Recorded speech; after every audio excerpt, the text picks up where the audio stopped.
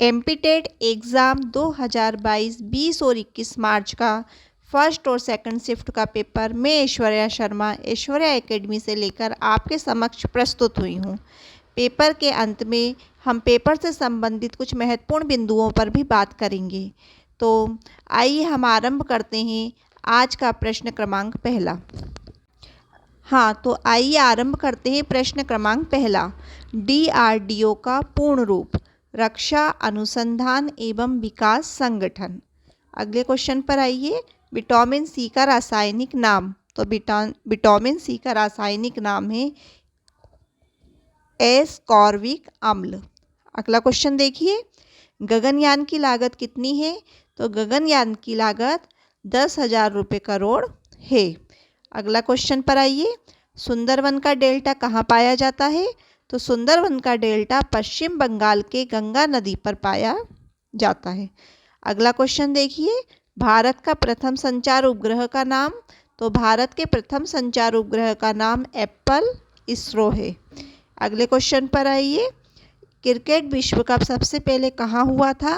तो 1975 इंग्लैंड विजेता West Indies ने क्रिकेट विश्व कप का सबसे पहले आगाज़ हुआ था और इसमें जो विजेता टीम थी वो टीम थी वेस्ट इंडीज़। इंग्लैंड और वेस्ट इंडीज़ के बीच में ये युद्ध हुआ था क्रिकेट विश्व कप और इसमें वेस्ट इंडीज़ जीती थी और ये सन कितने में हुआ था? 1975 में। अगला क्वेश्चन देखें। वायुमंडल की सबसे निचली परत का क्या नाम है? तो वायुमंडल की सबसे निचली परत है उसका नाम क्षोभ मंडल है, जिसमें सभी तरह की ये वायुमंडल से संबंधित जो होती है क्रियाएं वो सभी वर्षा का होना, बादलों का गरजना, ये सभी इसी के अंतर्गत होता है। अगला क्वेश्चन देखें। 2008 में भारत कॉफ़ी का उत्पादन कितना रहा? तो 7,660 हेक्टोग्राम प्रति हेक्टेयर। अगला क्वेश्चन देखें। टेनर्जिर्ग नॉर्गे पुरस्कार की राशि कितनी है? तो इसकी राशि है 5 लाख रुपए। अगला क्वेश्चन देखें। अंडे में पीला भाग कितने प्रतिशत होता है? तो अंडे में पीला भाग 34% होता है, 34%। अगला क्वेश्चन देखें। आगरा में ताज महोत्सव किस माह में मनाया जाता है? तो ये फरवरी माह में मनाया जाता है। अगला क्वेश्चन। काजीरंगा राष्ट्रीय उद्यान कहाँ है? तो असम में है और 1905 में इसका उद्घाटन हुआ था, मतलब ये बनाया गया था। अगला क्वेश्चन। राजस्थान का वन संरक्षण कौन सी जाति करती है? इस तरह का क्वेश्चन आया था, इसका आंसर मुझे नहीं मिल पाया है तो आप इसे देख लें। अगला क्वेश्चन है। गेहूं की फसल किस मिट्टी में उगाई जाती है? तो ये उगाई जाती है दोमट मिट्टी में। अगला क्वेश्चन देखिए। बच्चे को अपने आप पर गर्व और शर्म किस अवस्था में होने लगती है? तो बच्चे को अपने आप में गर्व और शर्म बाल्यावस्था में होने लगती है। अगला क्वेश्चन देखें। भाषा के शुद्ध रूप का ज्ञान किससे होता है? तो व्याकरण से होता है। अगला क्वेश्चन देखें। प्रतिमान में समास कौन सा है? तो प्रतिमान में समास अव्ययी भाव समास है। आइए अगले क्वेश्चन पे को देखते हैं। शैशव काल की अवधि कितनी है? तो जन्म से 2 वर्ष तक। अगला क्वेश्चन देखें। सामाजिकरण का एक प्रमुख कारक है, तो सामाजिकरण का एक प्रमुख कारक परिवार है। अगला क्वेश्चन देखें। अचेतन मन का अध्ययन किया जाता है, तो अचेतन मन का अध्ययन निरीक्षण द्वारा किया जाता है। अगला क्वेश्चन देखें। प्रश्न क्रमांक 21। माता पिता किसके शिक्षक होते हैं? तो माता पिता बच्चे के शिक्षक होते हैं, क्योंकि वह बच्चे की प्रथम पाठशाला घर से ही आरंभ होती है, तो इसलिए माता पिता को बच्चे का प्रथम शिक्षक बोला गया है।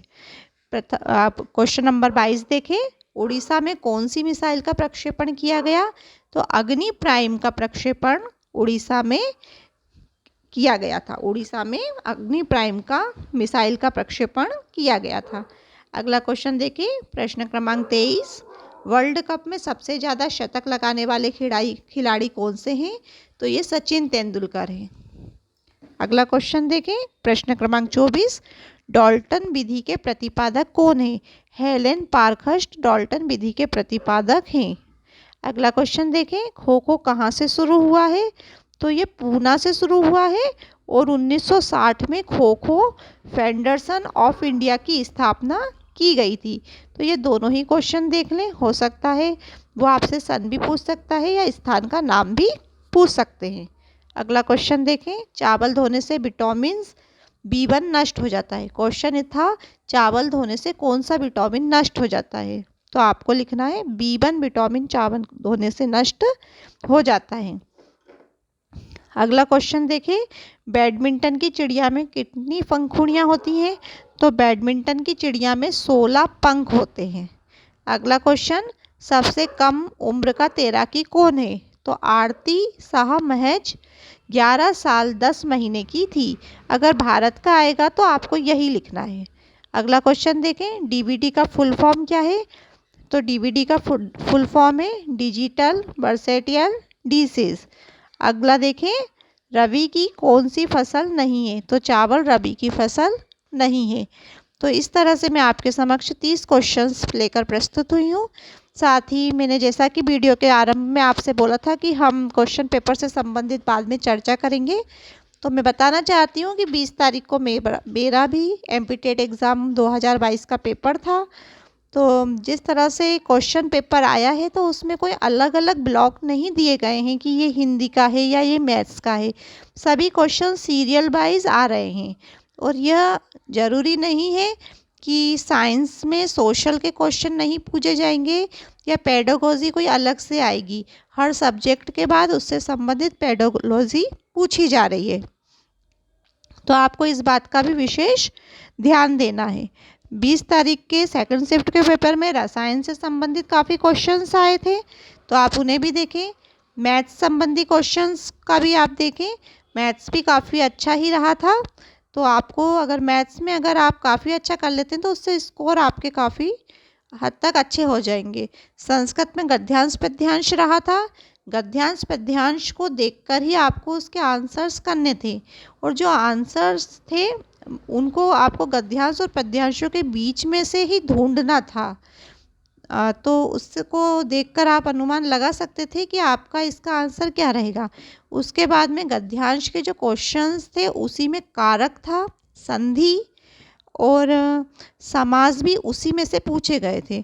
2 से 3 क्वेश्चंस आपके ऐसे थे जो कि गद्यांश में से ढूंढ के लिखना था, लेकिन 2 से 3 क्वेश्चन उसके ऐसे थे जो व्याकरण से संबंधित थे। तो उसमें एक गद्यांश में जो क्वेश्चन था उसमें धातु पूछी गई थी कि इसमें कौन सी धातु लगेगी।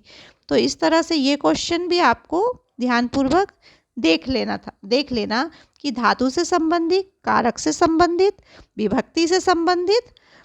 तो ये क्वेश्चंस आपके संस्कृत में काफ़ी मार्क्स बढ़ाने में आपका योगदान देंगे। और हिंदी में भी काफ़ी अच्छा ही रहा था। हिंदी में संधि पूछी गई थी, समास पूछा गया था और बाकी गद्यांश पद्यांश में से ही क्वेश्चंस थे, पर उन क्वेश्चंस को बहुत ध्यानपूर्वक पढ़ना था क्योंकि कुछ शब्दों से ही आंसर में काफ़ी चेंजेस आ जाता। इस तरह से उलझाते हुए क्वेश्चंस पूछे गए थे। अगर आप इन क्वेश्चंस को देखते हुए कुछ अनुमान लगा लेंगे तो आपके पेपर को काफ़ी हद तक आप सुधार पाएंगे। तो आप अच्छे से पेपर दें, क्वेश्चंस समझें कि किस तरह से क्वेश्चंस आ रहे हैं और अपने पेपर की अच्छे से तैयारी करें। धन्यवाद।